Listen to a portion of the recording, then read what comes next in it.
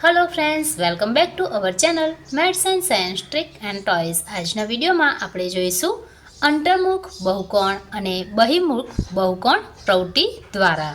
તો અહીં આપણે સૌપ્રથમ બંનેની વ્યાખ્યા સમજીશું, ત્યારબાદ તેના અલગ અલગ પ્રકારના આ જે બહુકોણ છે જેનું આપણે વર્ગીકરણ કરીશું। તો સૌપ્રથમ અંતર્મુખ બહુકોણ। આ જે બહુકોણ છે એમાં એક ખૂણો 180 અંશથી મોટો હોય છે અને બીજું જે બહુકોણનો એક પણ વિકર્ણ બહુકોણના બહારના ભાગમાં હોય તેવા બહુકોણને અંતર્મુખ બહુકોણ કહેવાય છે। દાખલા તરીકે અહીં આપણે એક બહુકોણ લઈશું।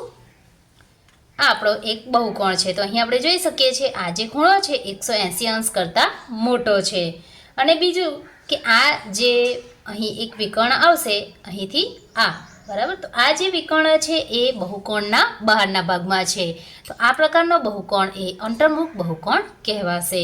હવે જોઈશું બહિર્મુખ બહુકોણ। તો બહિર્મુખ બહુકોણ માટે આપણે એક આકાર લઈશું।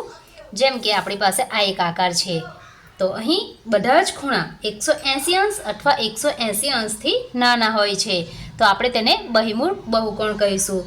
અથવા તો જે બહુકોણના બધા જ વિકર્ણો બહુકોણના અંદરના ભાગમાં હોય છે। અહીં આપણે એક વિકર્ણ જોઈએ તો આ વિકર્ણ બહુકોણના અંદરના ભાગમાં છે, આ વિકર્ણ પણ બહુકોણના અંદરના ભાગમાં છે, એટલે આપણે કહી શકીએ કે આ જે બહુકોણ છે એ બહિર્મુખ બહુકોણ છે। તો હવે આપણે વર્ગીકરણ કરીશું।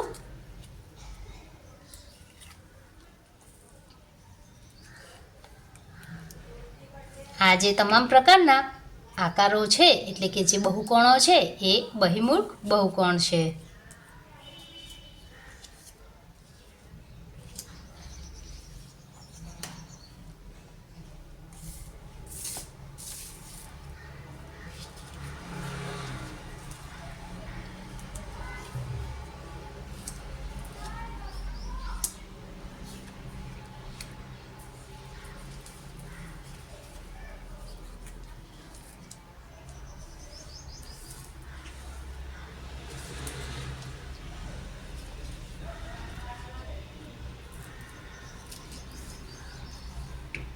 તો આ જે તમામ આકારો છે એ બહિર્મુખ બહુકોણ છે, જ્યારે આ જે આકારો છે એ અંતર્મુખ બહુકોણ છે।